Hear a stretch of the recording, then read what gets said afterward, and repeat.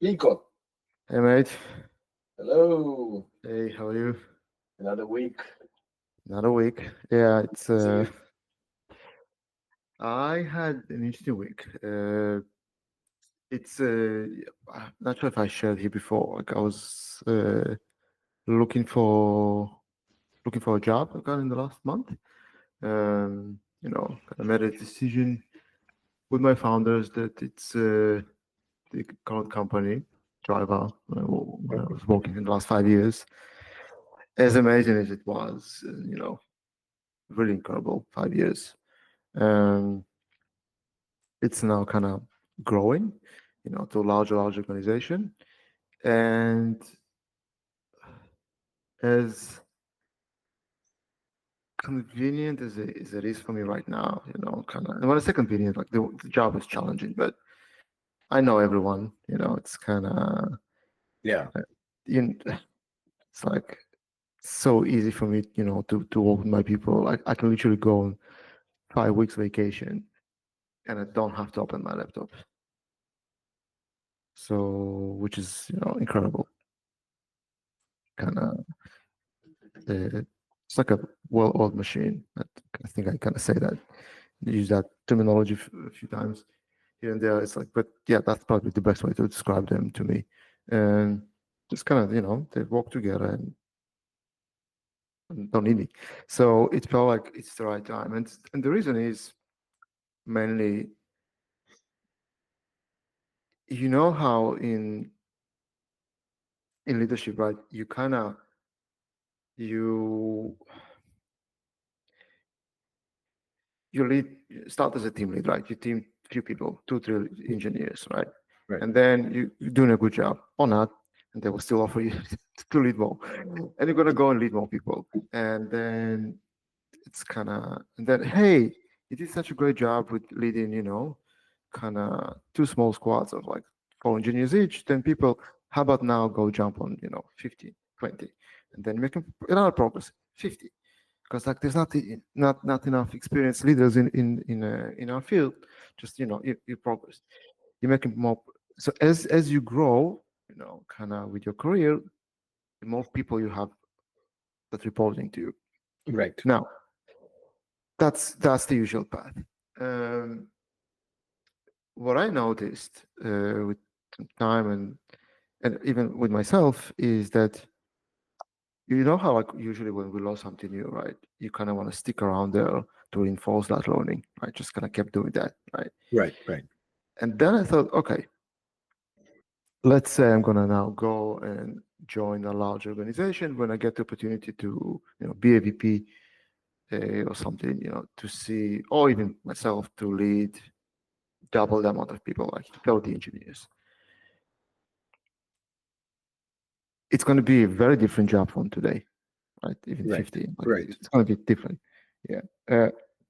Now, everything I learned in the past 5 years, do I get the opportunity to use everything? You know, and if I lead 30 engineers, some of it, probably not. I'm gonna have to learn again and again, like new ways of leading and make new mistakes and fix them, which is fine. But then I thought, okay, how about I'm gonna go and take everything I learned now and join another startup, small organization. It doesn't have to be from the beginning, but you know, with smaller team size and at the right stage of the business, where I can come in. Hey, I know how to do all this. You know, not in theory, actually in practice, right? Right. Right. I can And I build can you from the ground up. and I can put it in play, right? Right. And then I will get the opportunity to learn other things, right? And just reinforce all my learning, right, over the past 5 years. And then we'll see, okay, if I can be successful again, that's great. Maybe I just got lucky before, right? Kind of uh, got lucky with the right people, got lucky with the right founders, got lucky with the timing in the market is we all know how important that is. Probably the most Right. important thing. If we Not the didn't, most. Not the most important, but but one of one the of the most. most important. Yeah, it's Yeah. really important. Yeah, execution, right? The team is important, Right. obviously. And but it's kind of that time in the market. Like it's kind of, again, you can have an amazing product, but if you need to educate the market too long, you might lose. So yeah, so I'm gonna, okay, let me join a small organization, try again. So I start looking and I start interviewing. And I don't know about you, but interviewing, it's a skill by itself, right? And Yeah. after 5 years, but not interviewing, like, okay, I interviewed here and there, just just kind of like after, I think every year I just did like a few chats with some companies, just kind of check the market, and I very open with them. I'm not actively looking, but we can have a quick chat, right? Mostly just to see if just maybe I'm missing something, but that's crazy, just kind of find yourself. Hi, no, hello, my name is Victor. And that's what it's kind of, then you start those questions. So, what's your plan for the next 5 years? Tell me about yourself, right? It's kind of, Yeah. it's a, and it's a recruiter, and it's a, then you meet HR, and every company have their own process. And you know me, I don't know how to do things in half measure. If I'm gonna interview now, I'm gonna fucking talk to everyone. Because it's also like, I think in our positions, it's like in leadership, it's you need to have as many conversations as you can, because I need to know if it's a startup. I need to get to know the founders. Right. As I need to get to the founder as fast as possible. I need to go past recruiter as fast as possible. How would you achieve that? Yeah. So I thought my theory was that if I can make the job of the recruiter as easy as possible, kind of CV, cover letter, or whatever it is, right? Just kind of be very open with them, that they will feel, kind of very safe, kind of very confident to put my name, to the founder, because again, it's their job, right? They need to put, like, they're literally getting paid not to waste the hiring manager time, Right. Just to give them the right people, put the right people in front. So very kind of open with them, that's what I like, that's what I can offer to this company. I read about the company, did a bit of research, just gave them confidence. So they will put me in front of the founder. And I actually told them that, it's kind of put me in front of the founder. I'm not going to disappoint you, right? It's kind of, even if it's not going to work out, you're still going to be in a good position, right? Kind of with that founder. And it worked. It's kind of, and again, like over the years, I actually kept answering recruiters' phone calls. They call me, they'll write me on LinkedIn, and hey, we have this position. Like, hey, I'm happy to have a chat, but I'm still not actively looking. Still want to have a chat and just kind of maybe in the future. And some of them, yes, of course, and met some of them on coffee. For coffee, like it's kind of, and a lot of time people tell me, why the fuck would you waste your time? It's I understand it. Their job is to create connections, right? But and people always say that when they sit in that, kind of very comfortably, they feel like their job is secure. Right. And which is never the bullshit. case. It's never the case. You rarely know if it's coming. Right. So it doesn't cost much not to be an asshole. You can answer a phone call. Right. And there are a couple of books that discuss this, right? One of them is, I think, it's Never Eat Alone, that they discussed creating, some people call it network, but they don't like to call it network, creating relationships throughout your lifetime, real meaningful relationships. You meet with people, you get connections, you get relationships, people like you. By the way, this is also a question that I have for you, right? A lot of time you are measured, you have about 30 seconds to make the first impression. Yeah. So what would be your rule of thumb here? Like, how would you make good first impression? You go in, let's say, with the HR, and then you go in with the founder. How would you approach that? Like, Mm-hmm. that Yeah. the first impression that they get from you is, okay, this is good. Mm-hmm. Uh, Have you ever thought about it? uh, about making I think the whole idea of going to the interview, kind of in that mindset, you're selling Right. your skills, and to me, is always like I just in that conversation, I'm trying not to think about the next conversation. Mhm.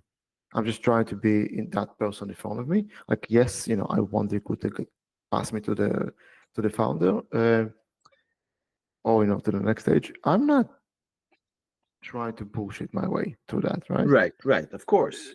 It's kind of like I telling them, it's kind of Be honest. So your yeah. first impression, your first I just impression try. is just I be myself, and Just if they like what they what you see see, is what you get. Yeah, exactly. And exactly. what you see is what you get, and also, again, especially like in our positions in leadership, uh, if you're gonna bullshit, just to get the job, It's gonna float very, very so early. quickly, so Yeah. quickly, and like, so I just decided this time. I think I also did this last time, but here like a bit more like planned in my head. Hmm. It's there's just kind of a few things that's really really important to me, right? And I'm just gonna stick to it.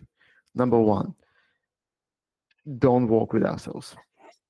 So for me, it was really really important to try to find out that who sits in the other side, right? And you can get the red flags. People sometimes don't understand that Really? when they interview you, You when always on the need to be interview, right? The interview itself, right? It's such right. a good representation of the company. Right. It's and people sometimes don't think about it like that because they think they're coming from a place of privilege, right? I'm interviewing you, I have the power, right? I don't have to think about it too much. But oh boy, Yeah. you do, right? So it's kind of it's people late to the interview, right? If they, change the interview like 5 minutes, before the interview starts. Oh, sorry, I had something, right? Or they clearly haven't done 1 minute of research before they go into the conversation with you, and you have prepared, right? It's kind Right. of where you message them and you told them, hey, I'm looking for 1 or 2 a day, in office, and the rest I want to work from home. And they come to the conversation. Oh, actually, we do 4 days in office. So you're literally wasting my time. Right. So all of those things are just a presentation of the culture of the company. Hmm. Hmm. So if any recruiters listening to this video or any hire managers, please know that. Yeah, Yeah. it's and from my experience too, right? Kind of and like when I hire people, what I usually do after 2-3 weeks, I do like a onboarding feedback. So I ask them when they start when they join the team, hey, anything you don't like, just put on a notebook, right? Just write it on the side. And I give like a template, like, set of questions, things to think about, and just it's kind of just put it aside. Any shitty experience, things that you liked and you didn't like, so we can improve for the next one. And usually the feedback I got, like a positive thing, that what we sold them on the interview process, that's what they got. Hmm. And I think that probably was one of the most proud things, I kind of feel like I achieved in Yeah. my control. Um, because it's not only I just interviewed, right? It's pretty much the whole team, right? What they present to the candidate. Right. And the company probably can show in a month or so that I joined. I felt exactly again. We'll see. I will join, but so far it felt like through the whole process of this between the steps, everything was kind of felt like very organic, Hmm. natural. They prepared for each interview as I did, right? It kind of felt we both went to that conversation, prepared, and we both went in to get a positive outcome, right? No one Right. is trying to go to that meeting and to fail someone, right? So it's kind of, and if you think about, right, eventually we're looking kind of to make sure there's an alignment between what this person can do, want to, and what the company need, what the business need. So yeah, and again, I got to speak with lots of, even that in a month, right? Lots of good founders, and people that kind of started companies like 4 or 5 years ago, and I think that's like just by itself, it's a good thing, right? Right. Just kind of they ask you how do you solve this and this problem, and they don't come with those questions. Just kind of out of it, like, you know this question is real, right? So you can see if just all those questions. Where do you see yourself in 5 years? What the fuck do you care? Like it's What kind kind of of an I don't know. animal would you be? Yeah, and listen, another thing, Jesus, that was, oh boy, it's YouTube. Don't be angry at me. There's like lots of applications, kind of gender and what color I am, it's kind of Right. ethnicity, and it's like, oh my god, has fucking not anything to do with my ability to do my job. Why do you want to know that? Yeah. And any application that I selected, don't want to disclose, I got back, I got a rejection like after five minutes, automatic Wow. rejection. Wow. Yeah, literally 5 minutes after I got automatic rejection. Wow. That is It's messed up. yeah. I don't want to say the company's names, but like Big company. large Yeah. like multinational organizations. It's not like Typical. Aussie company. Yeah, just it's kind of, and you see what they write. Why they have those questions, and it sounds like it sounds good. It's kind of, we want to open up on opportunities. Blah blah blah blah blah. Okay, awesome. But as always in life, right? Even if the intent is good, the result of that can be so. But yeah, we kind of see all that turning around now.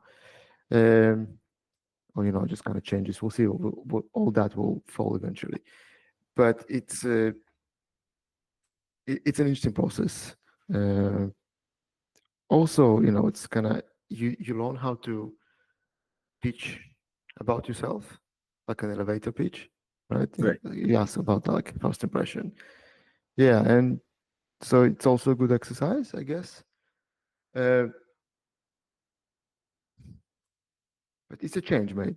It's like put putting yourself out of comfort zone is always, am I scared? Fuck yeah. Like, it's like, it's kind of, good and good fear, but it's exciting, but it also, it's like a lot of people like, why the fuck do you do it for yourself? Right?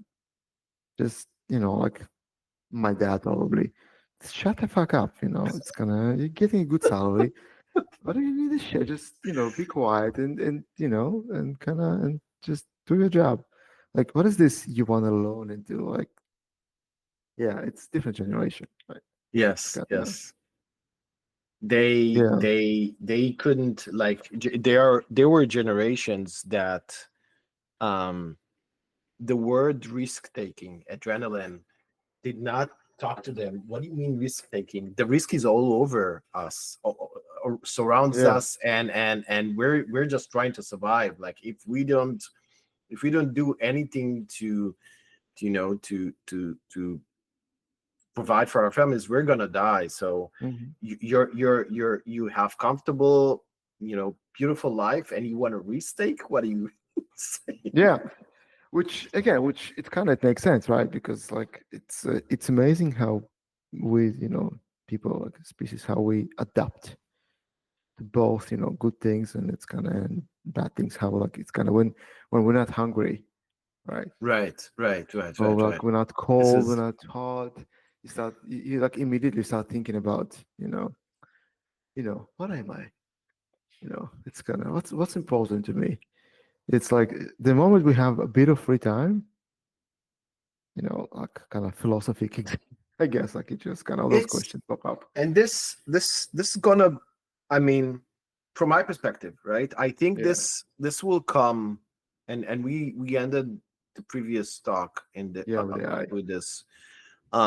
This is gonna come, right? Yeah, This agree. is eventually it's gonna come. There's gonna be a situation where the robots will be capable of working in the mines, commuting the resources, transferring the resources to iron or everything, building the robots, programming them, transferring and everything, fixing the robots if they break, and you kind of remove the human in the loop. And once you do that, right, robots, they're in the fields creating the foods, they're in the factories, they're everywhere, they're at the nursery homes. You don't need humans anymore. What happens then? Now, if you listen to Yuval Noah Harari, he says, well, humans are redundant. Like the majority of humans are redundant at that stage. We don't need them. Let's, Yeah. I don't like Yuval Noah Harari too much. So there's this side that will say, well, we don't need that much people. Let's, whatever. But there's the other side that will say, okay, we have everything is being taken care of. We have all these humans. You can supply endless food. You can supply endless waters. You don't have to work for it, right? You can. There's no the cost of labor is so cheap because the robots do everything, right? So the cost of any kind of food, the cost of any kind of medicine decreases significantly. Like we today pay huge sums for medicine. Like I pay tens of thousands of dollars annually for medicine, and suddenly, like I would say, I can easily say that 90% of the medicine I get, right, the doctors I visit, they can easily be replaced by robots. So that will be decreased. Some of the doctors I met over my time, I hope they will replace. Yeah. So they will be replaced. Most of the people you interact with will be replaced. The factory worker, everything will be replaced. So now everything is cheap. If you're talking about universal basic income, you're not going to need much, right? You can have robots build endless housing, as many houses you want. Today we have a low housing issue, a housing supply issue. All you need at the time of robots, all you need is a decision. Yeah, and that's like, again, like housing supply issues. Like, mate, like it's all you need to do is to make a decision to resolve that. Exactly. Like, well, it's yes and no, because with all the regulation, getting permits, building a house, it's a process. It's an expensive process. And that do you remember in the 90s in Israel, when you had the immigration from Soviet that Union? was amazing. That was amazing. Right? Almost 1 million people moved to a country that then had a population of what, 5 million people? So if you want, you can achieve it, right? So they built houses for all of them. Mate, it's a decision, right? But it's kind of. I fully agree. But again, so housing will be cheaper. Everything will be cheaper. Will be far easier. So even if you say, okay, let's give universal basic income to everyone, they're not gonna need much, because everything will be so cheap. Having a house, owning a home, you're not gonna work, so you're not gonna pay any taxes. So everything will be much cheaper. But then, okay, what do you do then? I'm gonna do woodworking. What are you gonna do? So you're kind of in an extra, everyone who goes extremely rich, right? Everyone who goes, they have an Mhm. exit. They sold their startup. Now they're millionaires. They have a mental, existential crisis. Essentially, they're Yeah. saying, okay, what do we do now? Hmm. Why am I alive? Like I had a, Yeah. that struggle for food, for life. I don't need that anymore. What am I doing? And I, I I think that's the biggest problem. Right now everyone just kind of focus on automation and make it better, and everyone there are too many people in the world. There's not enough people to support our current lifestyle, right, and it's kind of Australia and a lot of other countries that's kind of fighting for immigrants to come in, right? But whatever way you do it, like again, like in my opinion, what you guys had in the US in the last few years, it's a bit weird way of immigration, but it's I think at least a good kind of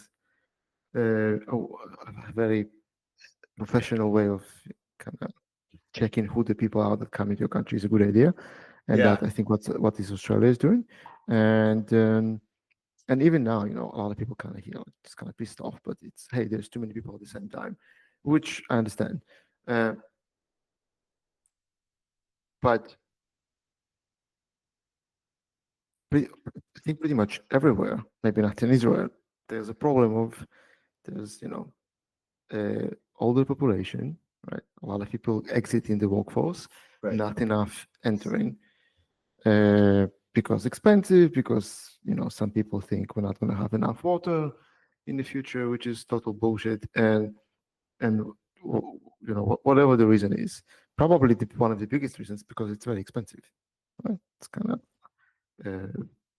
and just not having enough kids or like cultural movements, whatever it is.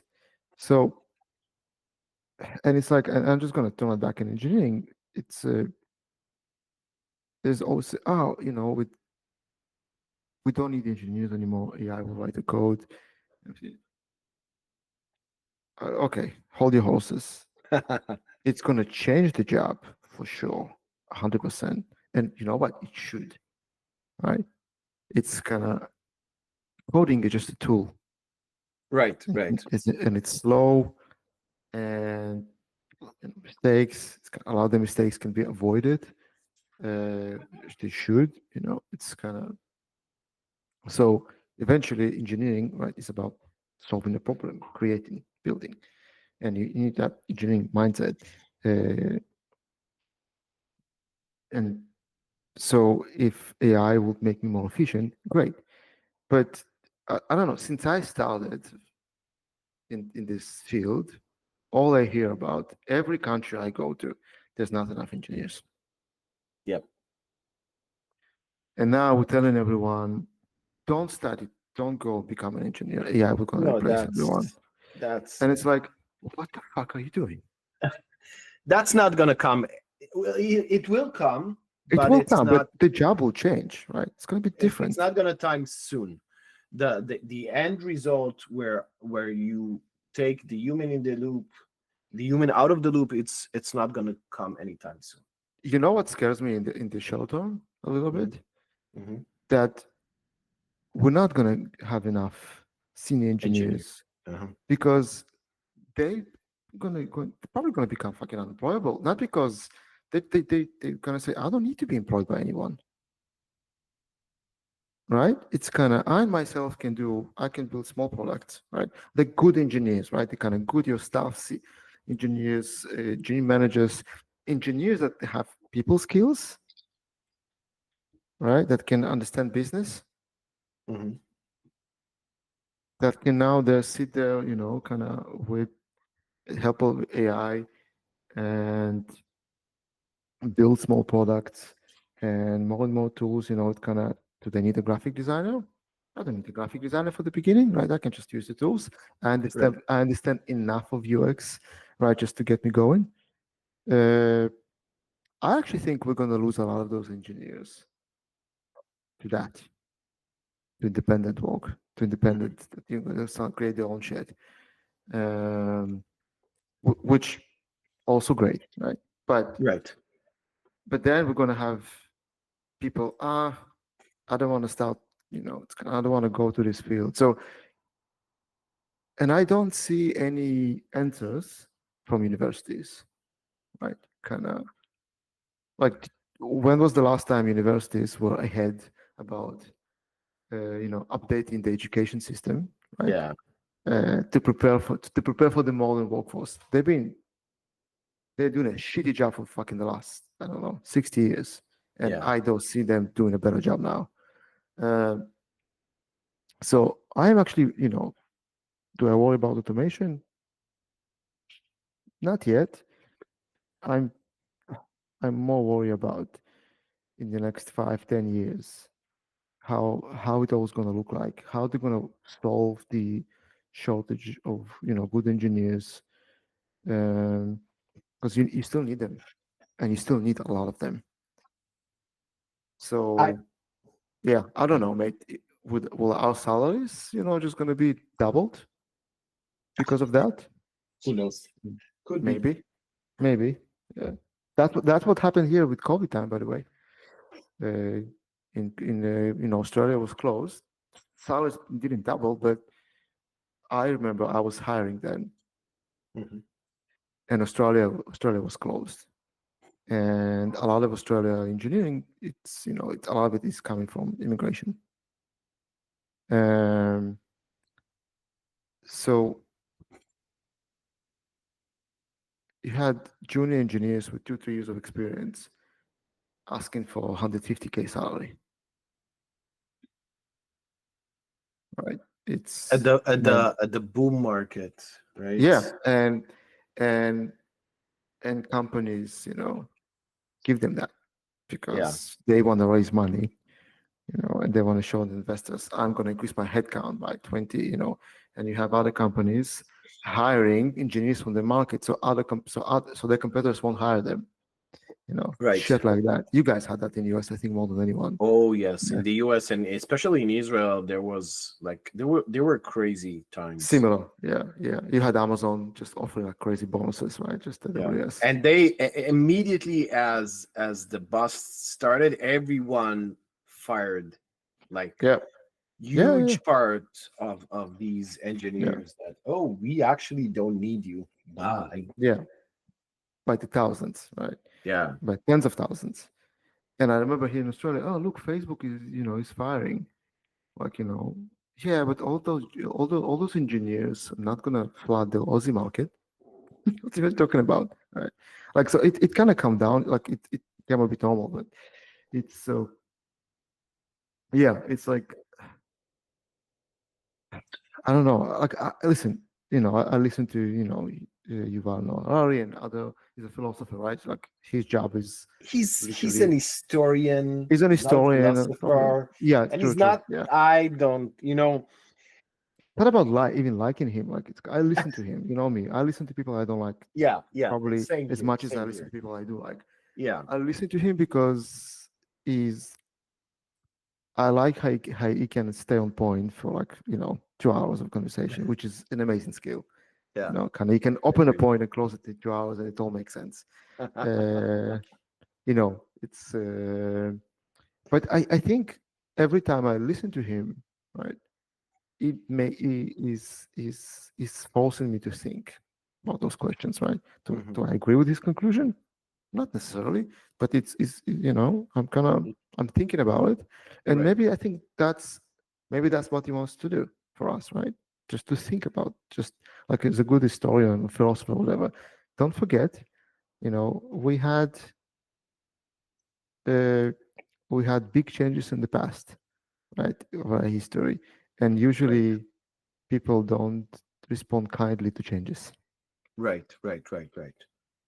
There's gonna be, like, I remember a few years ago, I talked to a couple of friends of mine, and we've discussed, like, what's the decade that we're headed to.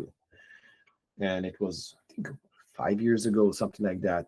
It was very clear to us that we're going into a decade or maybe more, which will be very, very, very turmoil. I think is the right word. Like it's gonna be very, very challenging decade, and there's gonna be a lot of things going on in this decade, maybe even more than a decade, and we weren't so optimistic regarding, um, we if you look at the history, you know that when these time comes, usually a lot of people die in horrible ways. We had kind of negative outlook on these times that will come, and we were,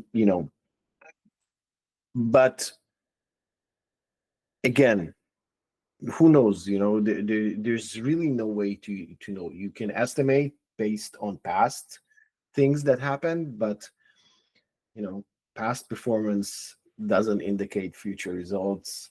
Yeah. So we'll see. We're definitely headed to I would say up until 2030 at least. um there's going to be a lot of new things happening. Will we be multi-planetary? Will AI achieve AGI? Will all these things happen? What will be the impact of that? Who knows? So there's a lot of things going on, and like you said, when these things will start happening, we'll start seeing people in the streets. Um, and governments usually they act very slowly. They don't act fast on these things, and when they act fast, they don't act the right way. So you're definitely gonna. I think you're definitely gonna see people in the streets. People gonna be unhappy. There's gonna be instability. There's gonna be inequality. Um, I'm hoping, I'm hoping for hoping for the best, but I'm not very optimistic that Yeah. things will be on the will end up, after I can tell you this, after this will end up, right? After this will flourish, and everything will settle down, then it will be an amazing time. Like all after this turmoil, after the boat will rock, um we'll reach the shore, and there's gonna be amazing times. That's my take on it. I think that there are people in the streets now, some places. Yeah, Yeah. correct. It's, I think there's inequality now in a lot of places too. It it's very high quality. By the way, there's two amazing books Mm. regarding this. One is The Great Leveler, which is kind of not an old book. I think it was written back in 2008 or something like that. It's about inequality, which essentially says that the great leveler is death. Mm. So Yeah. inequality rises, and the only thing that can stop inequality is death. So either by some kind of a nature disaster, either by a war, either by a famine, either by some kind of death, which removes huge parts of the population, inequality will continue to rise. And the second book that I read last year was by Peter Turchin.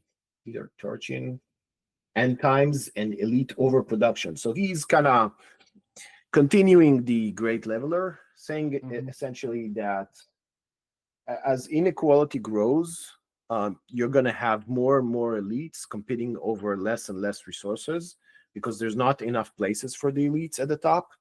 And so one of the things that he said, by the way, which we see today, is when the elite become so powerful, they start pursuing roles in government. They start because they want to move from being business people and controlling land and things like that. They want to go into government, and He says when you have so much overproduction of elites, they're going to start fighting between each other. And what usually happens is that,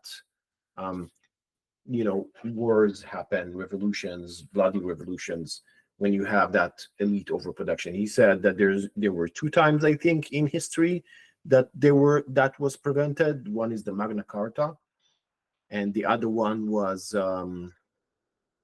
here in the U.S. with the New Deal. He said he's hoping we will have another chance at this, but if not, there's going to be more and more inequality and more people in the streets. I think that I think also like what you said, like, kind of rich business people, like elite, right? It's not every rich business person, will call himself, a kind of elite. Some of them just quietly enjoying their life, and right. Yeah. I think a lot of time, like, they will want to go and join the government because the government is the only thing that can take their status away from them. Could be, yeah. Like, it's kind of maybe, yeah.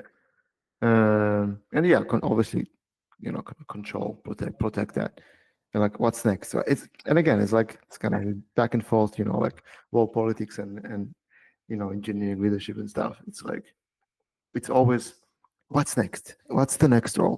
Go lead more engineers, go more bigger, larger.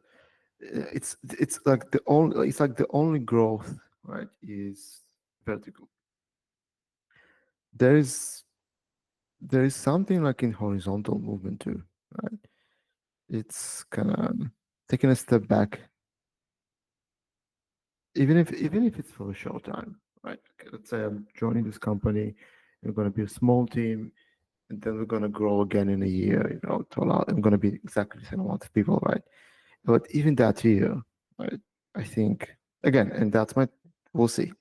Let's have a conversation, kind of in February 9th in a year. And I assume, I hope that kind of that horizontal growth, or whatever the name of it is gonna open up like new doors for me, like new ways for me of looking at things. Right? Yeah. Because there's a lot of things that I don't need to, kind of think how I'm gonna do them. I'm just gonna put them in place because I know they work, right? And it's gonna help the business. And if it's not gonna work, I will be able to see that very quickly and kind of change it up, which should allow me more space in the head, right, for other things, Right. in my role, right? So and that's the thing, right? That's what's interesting for me to see. What did I miss over the last few years, right? Which will allow me to see now, because of that horizontal movement, right, in the role, or like even taking a step back. Yeah, so we'll see. It's gonna. I don't know. It's gonna have no idea. It's. Let me ask you this. So, you know how to come in. You have the playbook to set the processes in place like you did before. You know how to do this. You have experience. Would you today involve AI in this process, in any part of the process, or in the process at whole? So when I say put process in place, to me it's all about people first, right? Right. So when I say I will come and experience and I put the right things in place, I know what to ask, of people. So we're gonna start having the conversation, learn who they are, find the best way working with them, how to find the best way. It's gonna put multiple people in the room, so they focus on building, one thing together without killing each other. That's nice. It's kind of putting the ego aside, not being a fucking dickhead, and it's learn how to learn from each other. So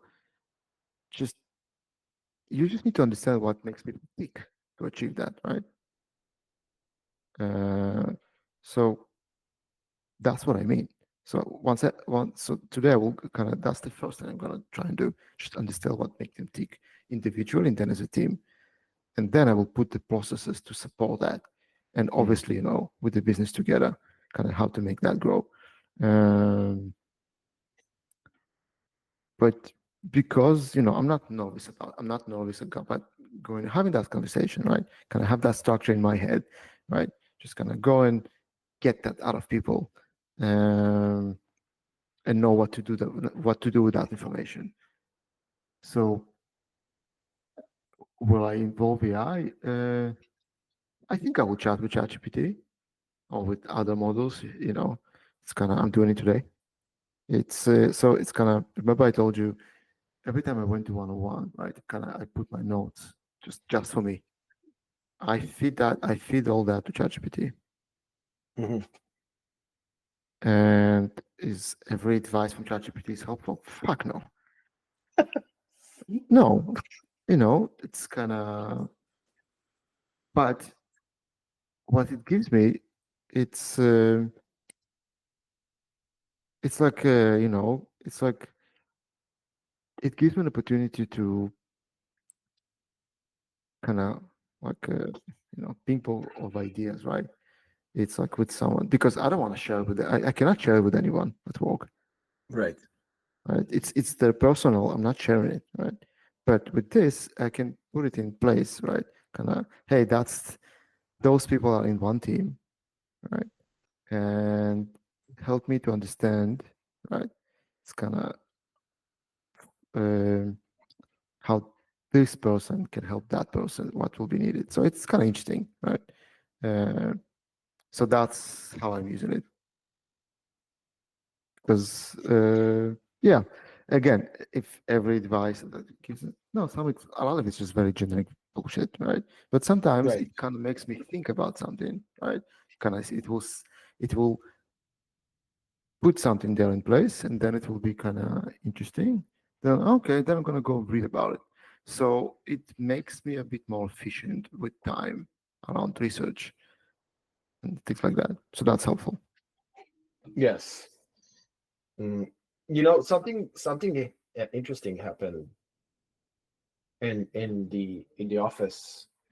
So we had a task, which is extremely huge task.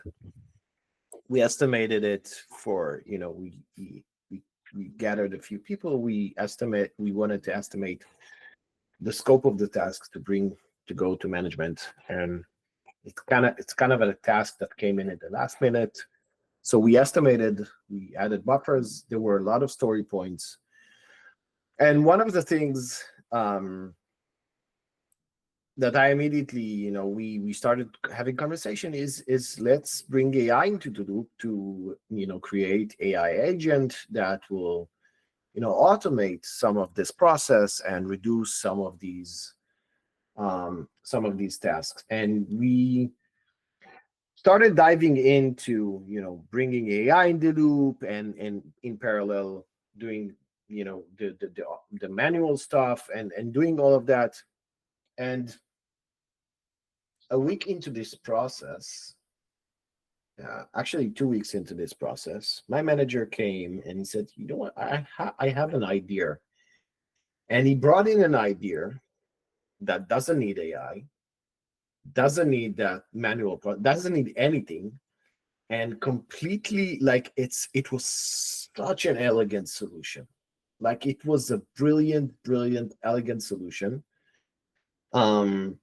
And nobody thought of it. It was right there in front of our eyes, and we all I immediately jumped. Okay, let's build an AI agent that will automate this process. It will read the PL SQLs. It will generate the code. It will push it to GitLab. We will create this. It will be brilliant. And everybody was so excited. And he comes in and says, "You know what? Actually, we don't need all of that. Let's just copy this to there, and we're done." Yeah. And I enjoyed that solution so much because, first of all, it was elegant. It was such an elegant solution. Like it's so easy. The second thing I enjoyed that solution is because it exposes how quick we were to jump into the AI wagon as the ultimate solution, right? Let's use this and it will solve our problem. We will automate it with some generative AI that will generate the code for us and we'll push it to Git. And we didn't spend enough time brainstorming for something that was right there in front of our eyes. And it was a pure engineering solution, and it was clear, and it was concise, and it didn't need AI. And I'm thinking, when you are, especially in these days, you have probably a lot of people in that loop that they will see a problem. Let's bring generative AI into the loop, right? Of course. Yeah.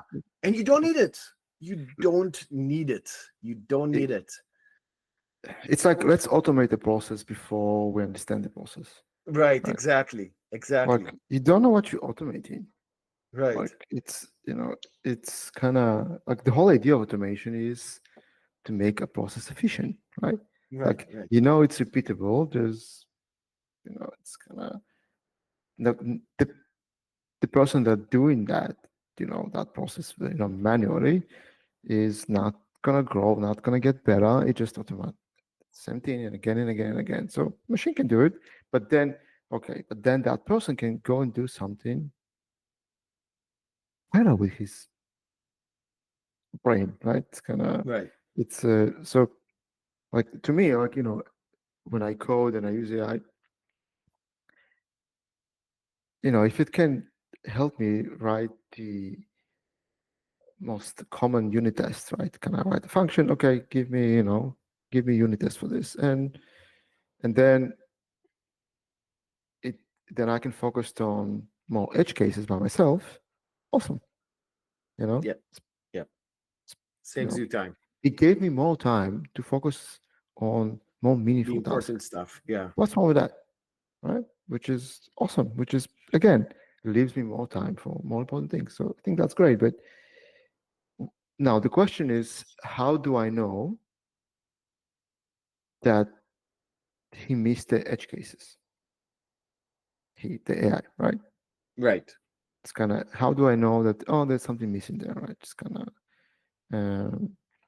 so again, with time, it probably will get better and better and better. But for now, if you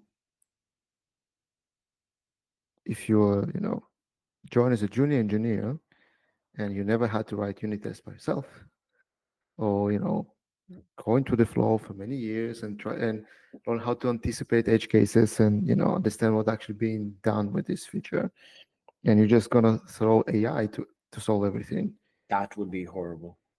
But that's what's gonna happen. Yeah. Yes. That's what's already happening. Yes. Right. It's kind of, we at Drive, I did like home assignments as part of the interview for engineers, right? Kind of senior engineers, so to engineers at each level. So they call it home assignment. Like, oh, Vico, all of them will be written by ChatGPT. I don't mind people using AI. What's the problem? My engineers use courses, it's like, right. It's kind of, I was actually pain in the ass to use it, right? Kind of Copilot and everything. To me, it's kind of, they're going to send up homework to us. From the questions we're going to ask, we're going to know very quickly, right? They can identify. And to me, what's important to me, that person wrote the code, or that person understands the code, know how to extend it, right? And can talk about trade-offs and how you can scale it. That's what's important from the interview. Right. But a lot of the time, people, I want you to sit 5 hours to do the home assignment. What? How the fuck is that your business? How long it's going to take me to do it? Yeah. Are you paying me by the hour? This is ridiculous. Yes. So again, it's going to be, it's going to be transition. And as usual, Not enough people talk about that transition. Everyone just talking about where we're going to be, right? Oh, we're going to be, Right. 50% of engineers not going to write code. Okay, no problem. Great. Until then, right? Yeah. I have a backlog, That needs to be resolved now, and AI right? cannot resolve it. I have production issues. Right. Right. Uh, there's like enough engineers, just not engineers in general, right? It's remember when cloud started, right? Like it's I think like a lot of companies, I kind of spoke with, and let's put AWS as an example. Their AWS invoices, like receipts, are way more expensive than they should be, right? Right. Not because of the usage. Like it's kind of that's good. If you're paying a lot because your system is being used a lot, that's great. If you don't know how to monetize that, that's not a problem.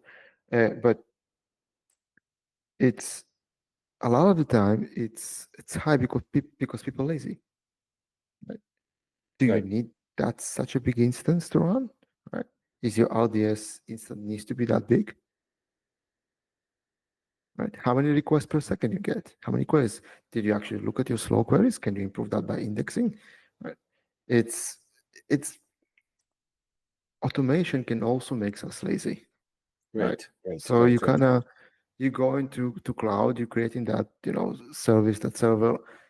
You can create an amazing infrastructure with Terraform and everything just like this, right?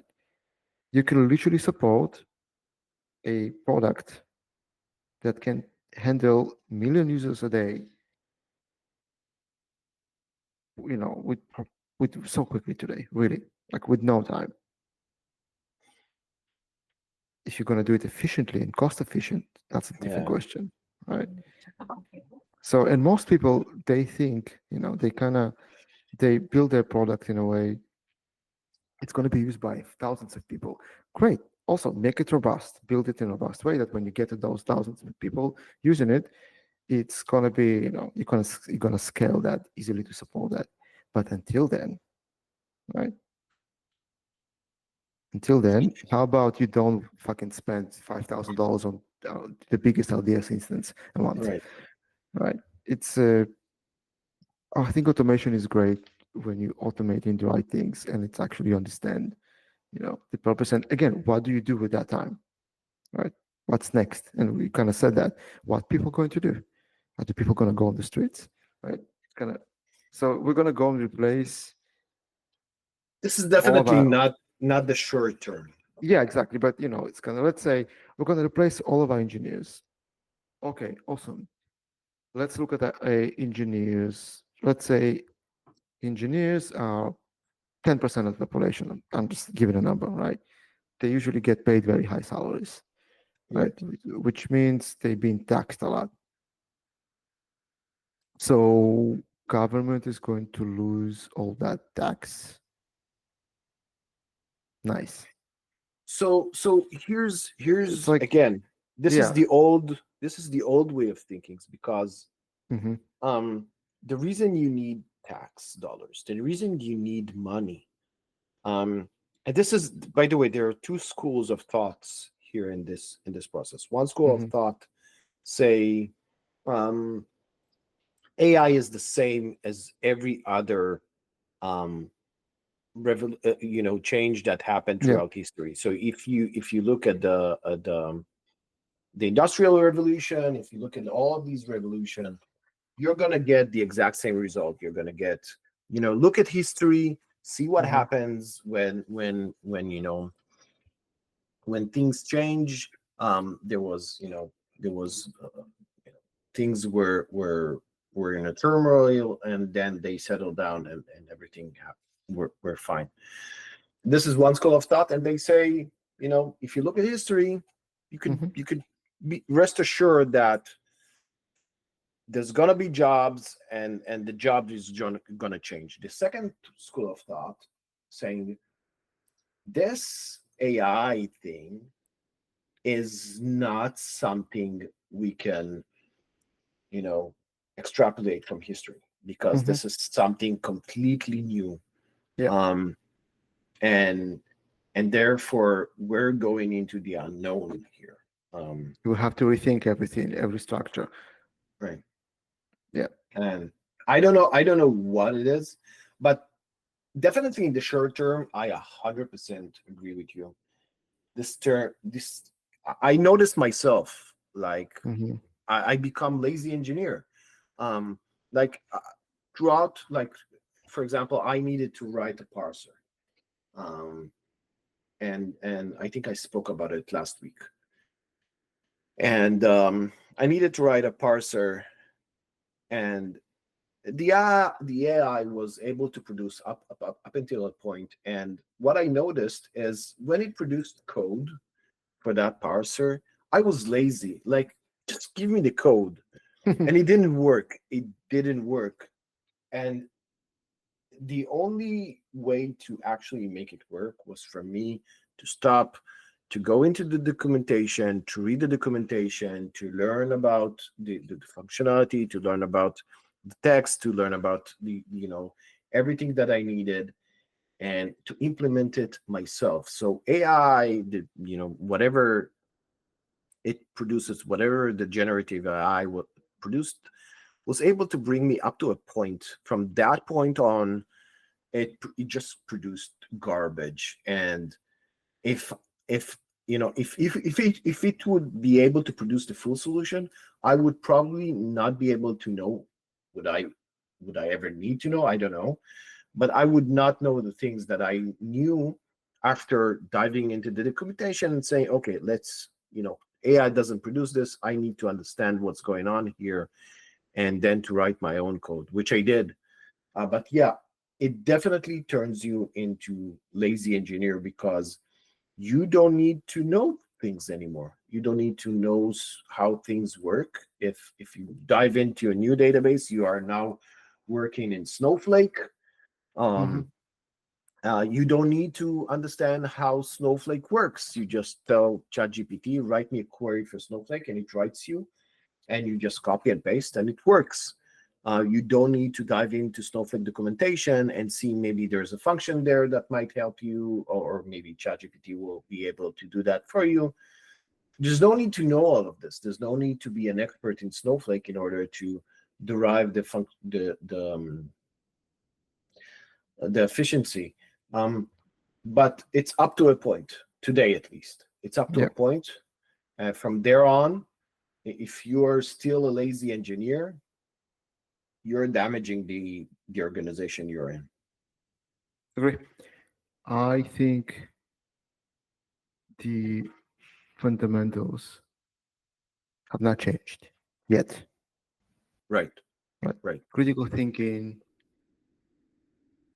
understanding the problem, kind of broke it down to small pieces, understand the impact, and just be able to communicate with other people in your team. And all of those things, if anything, are now way more important, right? Because things are actually moving faster. Way faster. So that means, like, just with the tools, right, you can produce more. Okay.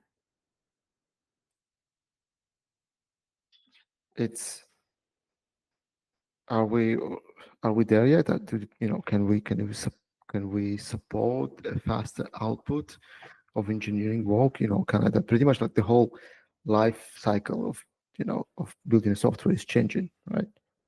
All those principles.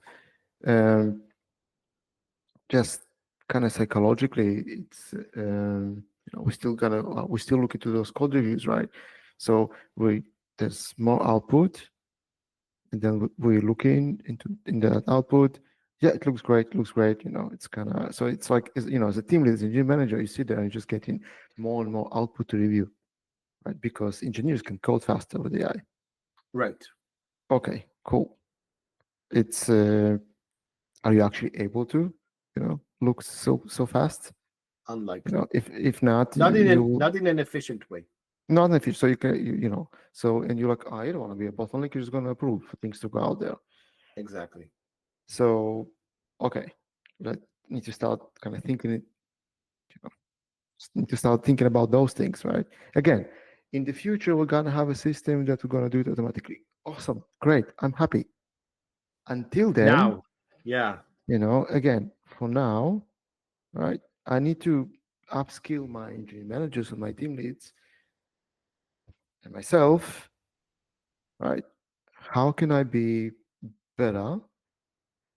What can I put in place to make sure that the code that is getting to those the production gates, right, is getting there way faster, right.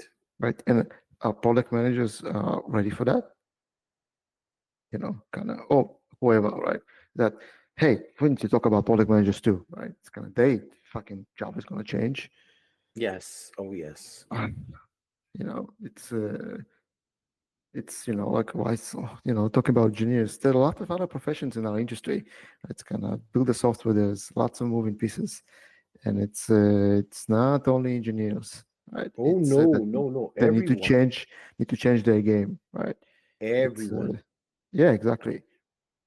And And yeah, there's this company I saw. There's I think Lex Friedman had he interviewed Zelensky, the from Ukraine. yeah. Hmm. And when you look at their interview, Zelensky is speaking Ukrainian, but you hear his voice with an accent speaking in English. Have you seen that interview? It was like an AI, Yeah, yeah, yeah. thing. Yeah, yeah. So there are a couple of companies I saw this week. There are a couple of Mm. companies working on that. So you can essentially speak in any language, Yeah. and it will transfer. Like for example, I can speak in English here, and it will transfer my voice with an accent to French or to Hmm. Arabic or Yeah, to yeah. I any saw a kind of few. language. Yeah. So you essentially killed the whole population of translator across the world if that would be implemented efficiently. That probably will be implemented. That's it. Yeah. That's Yeah. it. Nobody needs these guys at the UN, translating leaders. That's it. You imply AI, and it will do a better job faster, um, with the person's voice. So I think yeah. definitely not going to impact engineers alone. Some other roles can be probably, AI can replace an UN, but yeah, it's it's yeah, translators. Uh, Translation is interesting, right? Because like you in US now, everyone speak English. Right. Is English in New York is the same as English in Tennessee? Well, the accent is The different, but accent the is different. English, Is yeah, it but only the accent or it's like, only accent. No, it's not like in Britain where you move from place to place. You might not understand English, Scottish, or things like that. You would understand their English, but it's only the accent. I think the okay, English is. I think it's the same. like the words, like most words that mean exactly the same thing. Yes, Yeah. yes, Well, but definitely, yeah, I think it's also like once you have that translation, right? It's kind of automatic translation.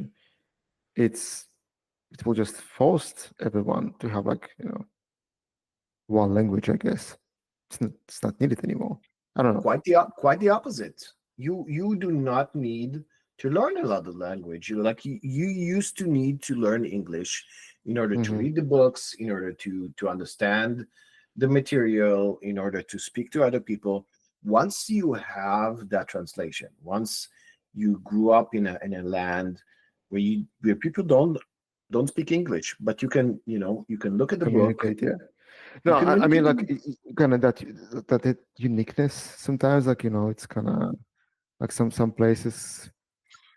It's like the place I grew up at, kibbutz, right? Like it's kind of the way they spoke Hebrew, and then I met people, like from Ashdod, like a different city. They spoke Hebrew differently, right? It's kind Right, of yeah. So it's still the same language, right? And it's not right, only right. accent that literally had different, same language, but kind of like I don't know what's the name, right? It's kind of like different way of pronunciation, right? And just kind of like literally different words to describe, the same thing. And so yeah, I think it's going to be interesting. Yeah, actually, I need to bring my wife to this conversation. She's an EV. Besides product manager, she also study English languages and linguistics for master's degree. Nice. So yeah, it's funny. Like, Th- and her mom, and when she was in high school, because her mom is also an English teacher, and her mom used to do like technical translations from English to Russian, like because she used to work in a factory, and then Right. they had to translate, like technical documentation of machinery and stuff. So you cannot make mistakes there, Right. right? But also, not just it's not just a direct translation, right? You need to understand the jargon, the language, right? Like which AI probably can understand. But no, here's the thing. Okay, you still need today definitely the human in the loop to review it and correct mistakes, but you don't need the human to translate the full document. Much faster. Agree, 100%. Yeah. And you can The have ChatGPT, multiple models to check it, right? To double right, check it. And yeah. right. And it's like I saw. By the way, regarding project managers, I saw a lecture on YouTube. Very interesting one. This was a lecture from Harvard, I think. Harvard or MIT, was it? I think it was Harvard. I can send you the link. And he said it was from last year. And he said coding is dead. And he brought in very interesting claims. Maybe I should post it on LinkedIn with some to learn, didn't read summary from me. And one of the things that he said is he sees the software process a new process, and it also relates to what you said about more engineers going into prototype. He said what you're going to see is you're going to see a product manager that they will vision the product. They will also be I don't remember if he added this, because he essentially said that that product manager is gonna be the one that feeds the AI with the idea. I think that's not gonna be the project manager. That's gonna be some kind of a prompt engineer. But he said the product manager will feed the AI with the idea. The AI will produce the code. The second person that will be, so product manager is the first person. The second person will be an engineer that will QA, that will test the results, and the client. That's it. That's gonna be the software loop that he envisions. He doesn't think that there's gonna be an engineer in the loop. He just says you're going to have product manager with the vision. AI will produce the software. There's going to be QA that tests it, and that's it. And the client loop of iterating and producing the So actually, from his perspective, the only one that will survive will be the project managers, which is an interesting approach. We'll see. Yeah. Again, but also again, like that kind of the product manager job is changing, right? A lot. Yeah. It's again that whole life cycle, right? Of like it's kind of you need to constantly come up with new ideas, right? It's right. Kind of that vision. It's like all day what product managers do, they just come up with new ideas all day, right?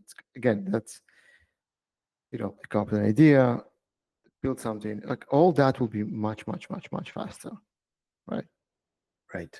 All that loop will be much quicker. I think the product managers we have today are equipped for that. I don't know. And again, like it's not. Again, that's described maybe where it's going to be eventually. Right. When are we going to get there? Yeah. I don't know how quickly. 5 years, 10 years, 20. I don't know. It's all I know and we spoke about history earlier. Nothing is ever as we envision. Right. Always. We have It's these scenarios, and it always goes in completely different direction than we ever imagined. and it's like, oh, we're gonna build this, the customer, we're gonna use it this way, and that's it. And then you go, you put it to production, and the customers just not even fucking close, right? All the time. Are this gonna be different? Why? Right. So we envision AI is gonna do everything because I think a lot of people want that, right? A lot of time, like, we don't have engineers. For people to become engineers takes a long time. For people to become good product managers, it takes the same amount of time, by the No, way. no, no, no. No, I don't think this is the reason why. I think if you look at the past, if you look at people like Arthur C. Mhm. Clarke, right? Arthur C. Clarke has a video from somewhere in the 60s, right? You Mhm. can see, you can look. I'll send you that from YouTube. There is a video from the 60s where Arthur C. Clarke, he actually says, and it was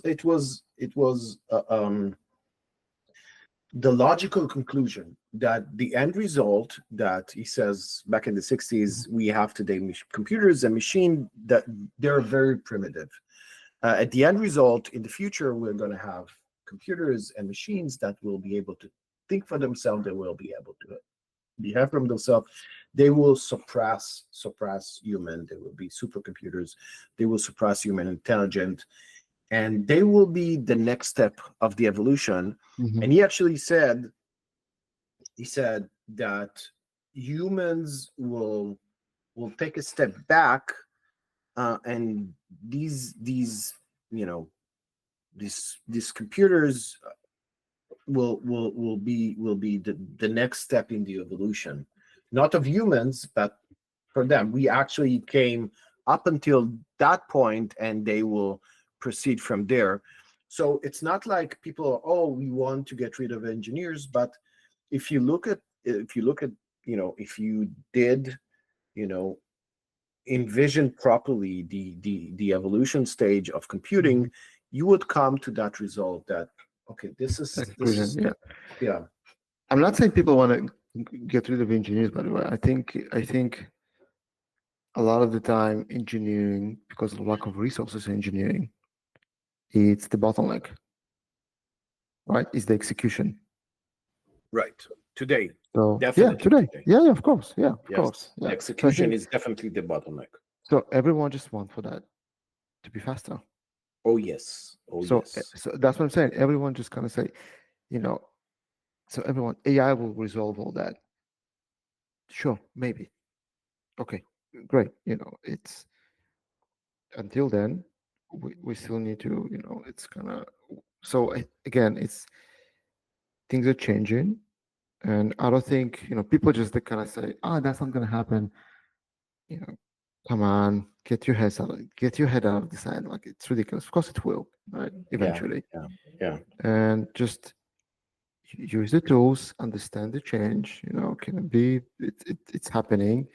A lot of people, countries, pour fucking billions of dollars into that. Right, right. To kind of to resolve those bottlenecks. It's not only building websites. Come on, it's like it's everything. It's to make the energy more efficient, because energy probably the first thing they're gonna have to solve, because we're all gonna say, oh, AI is gonna do that, AI is gonna do that. There's lots of electricity gonna go. It's Yeah. like you need to support that. Uh, it's not that Where is that simple. gonna? Yeah, where is that gonna come from? Like Bill I Gates is now working on he signed a contract, I think, for his nuclear yeah. facilities. He has a I couple don't of think I don't patents. think the current administration is very much Bill Gates friendly. So we'll see about that. Uh, Yeah, it's again, like that all that energy needs to come from somewhere, yeah, and agreed. as it's gonna be new energy, or it's gonna come in price of something else. because kind of wind wind farms. It's not gonna be able to support No, that. I'm not an energy expert by far, but that's not gonna cut it. Not no, even no. fucking close, right? So how that's gonna work together, with Oh, all that agenda? that's gonna be challenging. That's gonna be very, So very challenging. yeah, so that means are we gonna see a slowdown? Y- I don't know. It's kind of impossible to see because if you slow down and some other country is moving faster, you cannot lose. So, mate, again, I don't have answers. I don't know. No one has. No No one one has. has answers. And when someone comes to me with it, I don't care what university, in a few years, we're not going to have this whole development cycle is going to be this and this and that. Okay, maybe that's one theory. Sure. Right. There's lots of theories, and it's like kind of everyone just forgot about kind of human psychology, about human behavior. Like, do people like changes? I don't think so. Nope. Definitely So not. are you gonna make huge changes that everyone just gonna quickly adapt and do you know how long it took me to convince my engineers to use AI? Some of them Wow. still working on that. So I don't know, mate. Again, I'm not skeptic like that change is coming. Of course it is. I think people just kind of with huge confidence just go and say that's exactly it's gonna be. Those probably the last people I'm actually listening to. Yeah, Because nobody they, they, knows. they just don't know, and just like Right. it's impossible to know. It's just impossible to know. I always bring that example. I know like it's not as relevant, with car and truck drivers because things are moving faster now. And we're getting more, kind of self-driving cars, obviously more and more. And eventually you don't need truck drivers, or you don't need like Yeah, in the future driving a car by hand. It's gonna be ridiculous. You're probably gonna endanger people. exactly. But we were hearing that for the last 20, 30 years. I sent an email back in 2014. I sent an email to my sisters and like a couple of people. I sent them an email. I said there was an article about Waymo, I think, in Google automatic driving. And I sent them. I said, in a decade, you're gonna see, you're not gonna be driving anymore. Mhm. You're not gonna need truck drivers. You're not gonna need any. That's gonna be gone in 10 years from now. And in 2024, I came across that email and I sent it. I took a picture and I sent it to them. 10 years have passed. We still need truck drivers. A decade How has much truck passed. drivers making right now in the US? How much money? Do you know? No, a lot. There's a shortage. There's a shortage of So truck so so drivers. so is in Australia. Like like those distances. Yeah, It's will that job will disappear? Yes, I fucking hope so.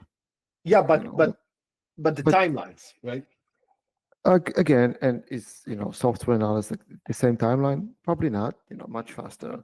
Like just like the changes you need to make for that to happen. Just kind of physical, tangible changes, like much less complicated.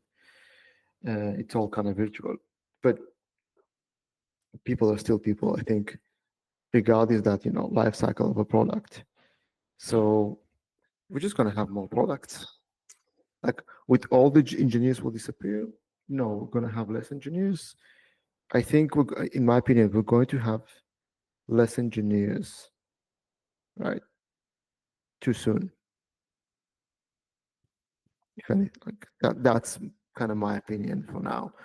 Uh, so it's like That would when be I very started, interesting result. That would be an extremely interesting result, which will be we'll see. counterintuitive Yeah, from all the AI hype.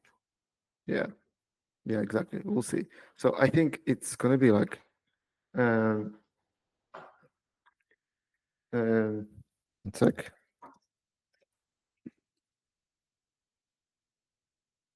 I would love to see that outcome. Actually, that would be an extremely. I would love to see like a situation that in a few years, because of that, all of that AI hype that we thought we don't need those engineers, we're gonna be stuck without enough engineers. That this AI will actually produce a more need for a more supply of engineers, which will be the opposite what they're talking about. Just different, right? Because again, right now, it helps us to be faster with code, right? Awesome, great, awesome. That's amazing. So now we need more product, and we need we need faster It's like a access, new so we need more profession, you know. engineers. Like We need you more still need to engineers now. prompt it correctly, right? You still need to work with that result, kind of put it together. So again, maybe you and I kind of thinking about it the wrong way, maybe, right? Just kind of because we're still putting it all together like human made it, right? Machine will put it all together in a different way. We'll see. But again, I just always kind of people are still people, and Right. yeah, it's a lot of people say a lot of things on the internet, to get clicks. It's money, and a lot of it. So let's not forget about that too. Yeah. Yeah, it's definitely interesting, right? It's I still enjoy our industry a lot, not necessarily because of the technology, but the kind of combination between technology and between just kind of again how group of people, right, kind of that like engineering and and kind of creation and math and people like with very analytical way of thinking about problems and solutions, and then designers, right, very different way, just kind of and you have business entrepreneurs, we all kind of come together and think right about the problem. Create. That's what I like a lot about the industry. Is that going to change? I don't know. I think it's going to give like more opportunities, which is not bad at all. I think it's good. Again, when I started, it's what kind of what I made a lot of money, like good money from the beginning, writing PSD to HTML. All right, that's what I used to do. Like literally, just that's how I started. I studied graphic design, and I got Photoshop files from designers, and I made what just static HTML from it. But I made them so accurately, right? Just kind of pixel perfect. I love it. I love with doing every pixel perfect fucking browser, kind of, and I get paid for that. Good money. Now, could they send it to then to a country that could have done it better, could have done it from much cheaper? Of course they could. Pixel perfect is an art. They could, right? But they didn't. I don't think so. I don't think so. You could get a cheaper labor, but not with the same outcome. Cheap, like I've not met a lot of people who are able to produce pixel perfect HTML, CSS, which is also efficient. This is a form of art. So it's kind of, and then like I kind of worked on that, and I enjoyed that a lot, right? Because again, it gave me an opportunity to work with designers, and and it's possible to do this. How about we come up with this interaction, right? Because it kind of went from static to interaction, blah blah blah, and it was great. So I think, so hopefully, I really hope that eventually we're going to more quality focused output from engineers, right? So it's going to be like less like, kind of today we, part of the trade-off, right? We also talk about a lot, hey, let's cut the corner here because we need to deliver that faster, right? So shouldn't be like, let's reduce the quality, right? It's always kind of, what do you want? Fast, high quality, right? So it's kind of, you can never get everything. Maybe I can help us, to get very high quality. And when we say high quality, what do I mean by that? Just it's a product that I can be confident in, that is going to work exactly as expected, right? So that's kind of high quality to me, I guess. I don't have to worry. It's going to increase demand. So, sounds like from your perspective, it's going to increase demand. I think, in my opinion, because it's gonna be mm, gonna like everyone's gonna expect more. Oh, it's so Right. easy to do now. Just let's do more and more and more. Because that would Exactly. happen. That would happen before, right? Right. It's so easy to create websites today. Great. So we get lots of very good looking, high quality websites. Still, probably 90% of the internet looks like shit, right? Um, but maybe that's going to change, right? Maybe the products we're going to get, we're gonna be with, you know, high quality. But for that quality, there's still those fundamentals, of kind of building something, Right. kind of Right. high end with good quality and kind of a thought through product that they were thinking about the customer. You will still need those people to come as a group to build that. And so for those people, there's still going to be, I think, it's going to be demand. Just the way we do it's going to be a bit different. I love it. So it's kind of that's a bit my kind of Take on it. more like a bit of like a optimistic view on it. I think it's pretty on point. Like it's definitely there's definitely gonna be uh, uh, uh, uh, uh, um, an outcome where we're gonna see, like, if you think about it, probably probabilistically, there's definitely gonna be there might be an outcome where we're gonna see an increased demand for engineers, not only reduce demand but actually increase demand for engineers. Just a different way of sort of working, maybe. Exactly. Yeah.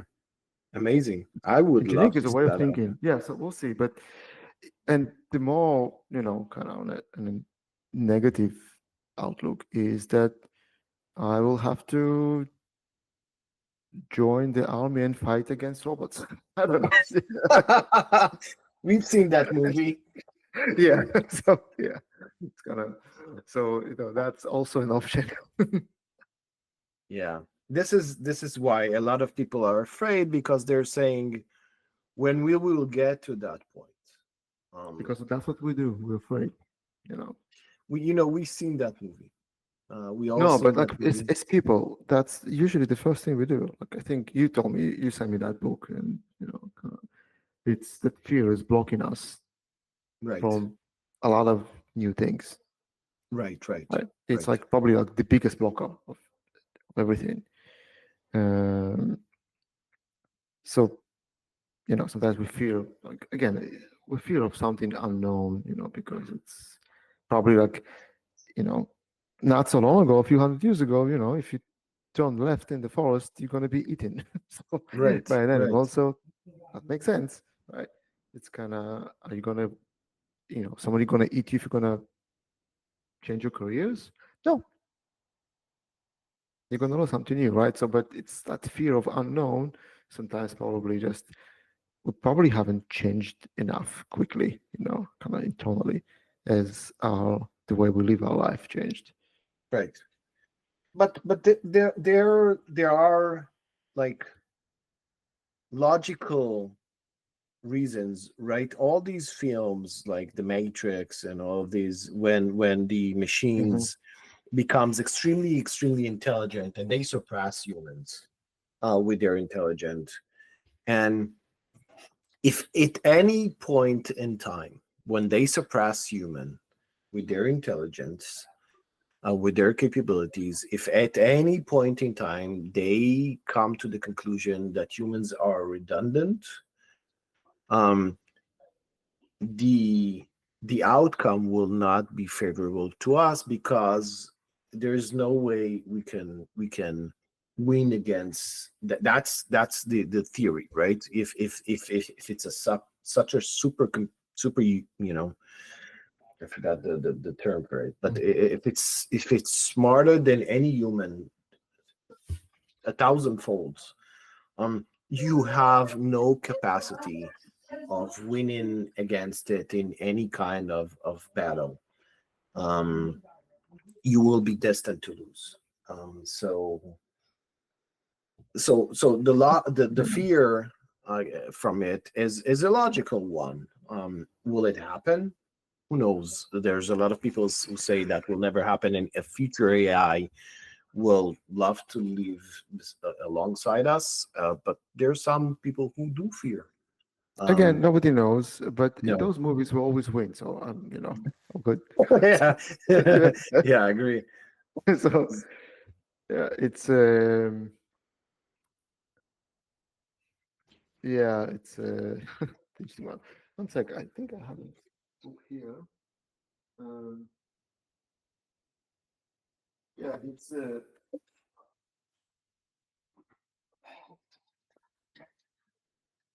everyone see I'm recording our podcast in short. Um, there's a set of books of Dennis E. Taylor. Um, Yep, show it. Show it. Dennis E. No, show Taylor. it to the camera. It's like it's book. Okay, Yeah, it's sci-fi. nice. I'll probably put just a link to the book. It's like 5-6 books. It's amazing. It's like a story of like it's a software engineer that it's kind of he was just went to a movies with his mates or something or cafe, and then accident. That's it. He died, and then he's kind of working up. He's like he's a software, and then he was kind of put in a machine, and then eventually kind of there was a war, and then it survived like as a machine, and they went to space to build stations in space, and then it just kind of started replicating itself, and like amazing book and books like a series of books, and just it's that's one of the kind of ways of thinking Possible, about it. It's yeah, like possible outcomes. combination between machines and kind of they're trying to load human brain into a machine and see that's going to happen. It's again, it's like it's definitely times we're living in. It's like, for us, in US, in Australia, like it's we are lucky enough we can actually sit here and talk about it, right? There are people Right. right now live in places that they need to go and hunt to feed themselves, To right? survive, yeah. Yeah, it's kind of they give two shits about AI. It doesn't matter, right? It's kind of they worry that there's not, it's kind of that the river where they're fishing. There's like for some reason there's not enough, kind of not enough water or Or something. there's no water at all. Yeah, exactly right. So it's kind of so yeah, it's definitely interesting. It's but it's definitely not our problems are not equal. It's sometimes like that's always like another way to look at that equality, Mhm. right? Yeah. We all have like what things that we call problems. It's are they really? It's First world problems. A lot yeah, of people joke about even it that first even world post that. problems. Yeah. Yeah, even post that, right? It's kind of that's like again why like I love Australia. It's like the kind of that melting pot. You get that perspective, right? And it's because in engineering, like it's kind of a lot of engineers are from all over, right? And I have created like a channel called in Slack like foodies, and we just post like stuff that kind of cook at home and people go to a restaurant, and it's like a small closed Instagram to all of us, right? And it's awesome because people go to people fly to kind of visit their family like in India, Nepal, and China, and they share kind of kind of food or they eat. They're just kind of it's just that difference, right? It's quite amazing, right? Mhm. It's and it's like one of the guys that he flew to Nepal and just kind of showed the photo. It's like, it's only $13, like a plate of like lots of food. So, and I was like, yeah, what's the average salary in Nepal? you know, it- Yeah. Yeah. it's probably for the same thing in Australia. You're gonna pay like $50 for that. It's is it cost more to grow a potato to make chips in Nepal than in Australia? I don't know. Probably not. Yeah, Well, it does. If maybe. human labor is more expensive, and Yeah. when you go to the harbor, you pay more taxes, and the cost of the person who So moves that, maybe AI will solve that, right? Maybe yeah, automation will level that, right? It's kind yeah, of and if the truck we ha- drivers that needs to commute that to the store, they get paid more, so you have yeah. to pay for all of that until you So buy it maybe at the the price store. difference will be in energy cost, right? Right, exactly. It's kind of if you have enough energy to sustain that automation, right? And then you get again to the same place. Like some countries, like we just have electricity going all the time, right? Nobody even think about blackout. Some countries they have a blackout every fucking day, Yeah, right? yeah. Because there's not enough power. So if you're gonna move all the crops to manage by AI and automation, so some countries gonna have blackouts in the, you know, kind of in that automation. That's a Mhm. problem. Yeah, oh, definitely. So how are you gonna? It's kind of, yeah. Will AI solve inequality? You know, some people say it will solve all the inequality problems in the world. Unlikely. I hope so, but so far, again, it's moving so quickly. Like, and everyone just thinking about the end result as usual, and nobody wants to talk about the trade-offs in the middle. The What's going trade-off, to happen? Trade-offs. Okay, you know, what are we going to give up, right, right? to get there? It's kind of like we're not equal now at all, like whatsoever, right? Like countries, it's all over the place, and I just don't see how this thing gonna make everything, you know, kind of very all nice. Maybe again, as you say, eventually, right? Maybe, but I think for some countries, for some group of people, that to adapt to that, it's going to be much simpler than others, right? And like Right. it's going to be easier for us to adapt to this because, you know, some of our life has already been automated, right? Because I go and get my meat from a supermarket, right? It's kind of Right. it's already automated, right? I don't need to go to hunt and trust, you know, and do all that. Uh, so then, if it's going to be delivered to my fridge automatically, is it a big adjustment to me? No, right? Hmm. I don't have to go to the supermarket. Awesome, right? So it was automatic. My fridge sent a request to a, you know, a supermarket servers. I out of milk. It will automatically prepare that milk and pour it in and just, you know, it and automatic will deliver it to my house. Awesome, cool. And the robot in the robot assistant in your Gonna house will gonna get it. Yeah, pick it up awesome. You from know, the door and put it in the fridge. yeah. Now there are places in Africa or some other places. Some, you know, kind of. I remember that village in Ukraine uh, that my grandpa they had like a house on the lake and there was like a small village near it. And as a kid, we used to go to that village, you know, to get milk and from them and stuff. Hmm. And that lady, you know, just kind of milking the cow, you know, just kind of she was happy. I think if a robot were gonna give her the milk, she's gonna be annoyed a lot. Yeah.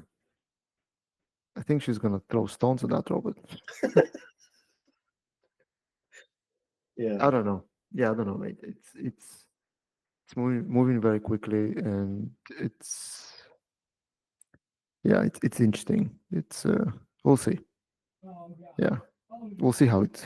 I'm sure it won't be the last time we're chatting about it, and Yeah. you know that kind of that new model from China. That's kind of oh, that's it, breakthrough, another breakthrough, and then like it's kind of you have people that oh, it's all fake, and the people like no, it's not fake, and then like you know it's kind of oh, the only reason you say it's fake because it's you know you're racist. Like, what that what? It's like all that bullshit is you know is kind of starting But mixing with but technology again. So yeah, yeah, but it's like I remember when we used to complain of how fast JavaScript frameworks are being produced every year. Like you can't keep up with the Mm-hmm. constant changes Yeah. of all these technology changes. With AI, like if you monitor that space, like you literally get a revolutionary outcome, a revolutionary change every month.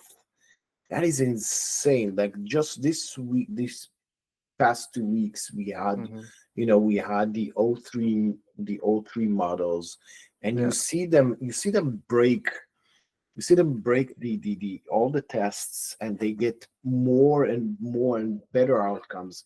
Like if you look at O1, right, which was Mm-hmm. what was O1 is like 2 months, 3 months old. Yeah. It's relatively young, and we already got O3. So O1 achieved 83 score, if I recall correctly, for Doing test.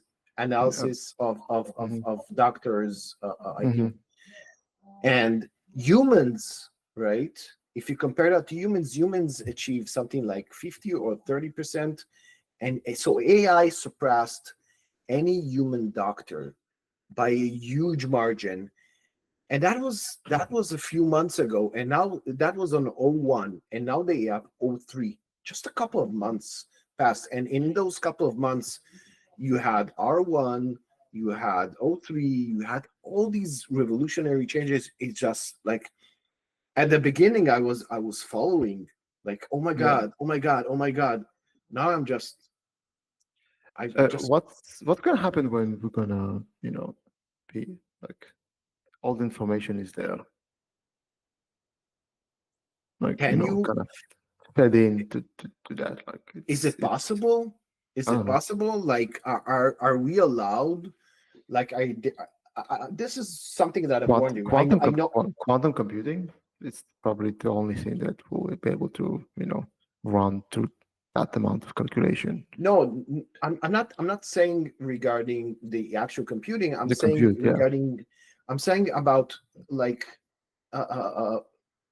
from legal perspective. Like, let's say you want, so let's say OpenAI scrapped the internet, right? They scrapped all of the internet, even some sites that they shouldn't have scrapped, like New York Post, New York Times, Wall Street Journal. Sure, but did they scrap books? Did they scrap books that you have issues? Like Google Books, right? They have all these books in their library. Are you allowed to train AI on these I don't know. books? I don't know. Yeah. I Are you think, I are you think gonna legally, infringe on their laws? Um, infringe on their copyright laws when you do that? Will they be able to sue you? Like, so when we're saying when we're gonna come to a stage where AI saw and read everything, that includes a lot of books. yeah. I think the moment they decide it will benefit the humanity, they're just going to change the law and will say yes, it's legal. Oh, nice, interesting. Like we did forget that only 2 years ago or so they told us you need to stay at home, and everybody Oh stayed at home. yes, yeah. So it's kind of, so from that, so they're gonna give some small payout To all these to books, writers, to yeah. agents. Yeah, I don't think that's even no problem there. Like, Mhm. writers. Remember, writers went for a strike. Yeah. It's like that's it. Yeah, I'm just gonna write, kind of books, and it's just gonna rely on, everything that I told before. Again, like we go and, just gonna you write a book, you paint a picture, you write a song. It's a lot of it is coming from, kind of emotional experience, right? Mhm. And then how AI is going to do that, I don't know. Like again, there's like lots of questions. Like it's like since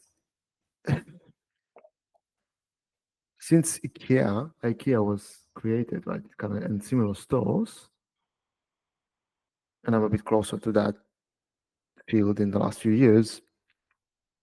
I think the price of custom built furniture probably jump a lot. Really? I think so. It will be interesting to see. If not now, it will in the future, because you have less and less people know how to do that. Hmm. Did everyone want IKEA in their house? When you're a student, yes. I don't want IKEA furniture in my house right now. Right, exactly. I'm building things. Kind of every room I'm rebuilding from scratch just by myself. It's gonna take me a while. Yeah, so what? You know. It has So there soul. are a lot of people that are gonna be willing to pay for that. I think so. That's my, kind of. It's. Am I gonna use machinery and automation? Some processes, yeah. Why not? Of course. But yeah, it's so if AI is gonna write a lot of books, like automatically based on other books, it's so then a human, so a book that's gonna be written by a human gonna cost much more because it's special, it's unique. Probably, yes. I think probably in, I think saw so. I saw a tweet. I saw a tweet Yeah. about this. Was it yesterday? From Francois Colette. He wrote Deep Learning with Python. He said that now that he's a father, watches cartoons, Mm-hmm. get to watch a lot of cartoons, old style and new style. He says no matter how pretty all these 3Ds movies that they Like all created, Disney. they cartoons. lack the soul Yeah. of the old style cartoons Yep. That that made were by hand. handcrafted. Yeah. Yeah, exactly. It's not the same, mate. It's got, oh, look how natural it is. I don't give a fuck. There's something is missing. Yes. Yes. The soul is missing. Human can recognize it, Yeah, and and it's like they will pay more for it. so, and it's like every furniture I build right now, I try to solve as much as I can by hand. Is it slow? Yes, it's fine. I don't care. Give a shit. You just use, traditional hand tools. I don't care if it's efficient. Like I'm not gonna hide like I'm just hiding the mistake. Like I actually want to display how things are connected to each other, naturally. And I record myself doing it, by hand. So yeah, but if AI is going to be able to replace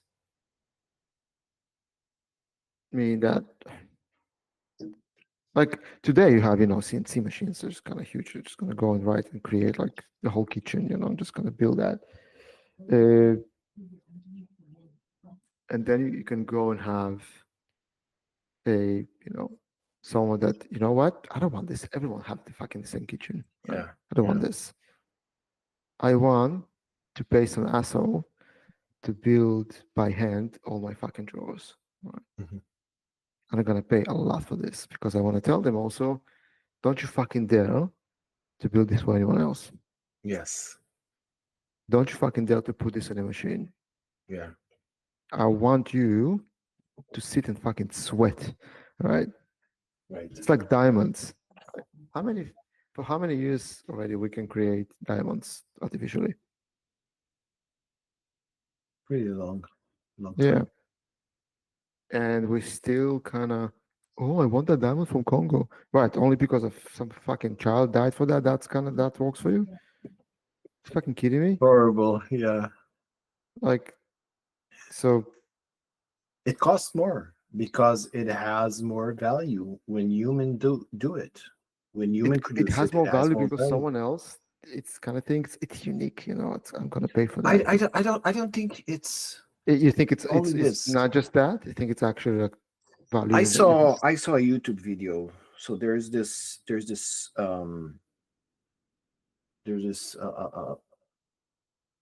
company that produces, all these statues like you have in Italy, from Leonardo da Vinci and all of that. Yeah. There's this company that uses AI to produces statues. Like they take big marbles pieces, and the AI produces those statues, and then they interview people who do it by hand. By hand, it's but at the end of the day, people can look at a statue, say, okay, this one was produced by AI, this one was produced by a human. They can tell the difference, I think. Yeah. Because it's like it's all the same by machine, right? Just Yeah. it's like you're writing a piece of code, and then how you test it, it's wrong, you're going to test it again without changing anything. It's not going to be better. It's not Right, going to right, improve right. itself, right? It's so it's kind of like with this, it's you're creating something, right? It's from scratch, and Yeah. We're at the it's gonna hour. have mistakes. Yeah, like yeah, mate. Again, it's really interesting. It's exciting times. Um, Agreed. We're gonna talk about this yeah, more, I yeah, I'm think. sure. Yeah. So yeah, it's let's see. Awesome. I think I'm gonna Cool. go have some lunch. You, Dinner. yeah, dinner. Awesome. Right, mate. Have a good one. Good chat. You Thank too. you. Thank you. Bye bye. See ya.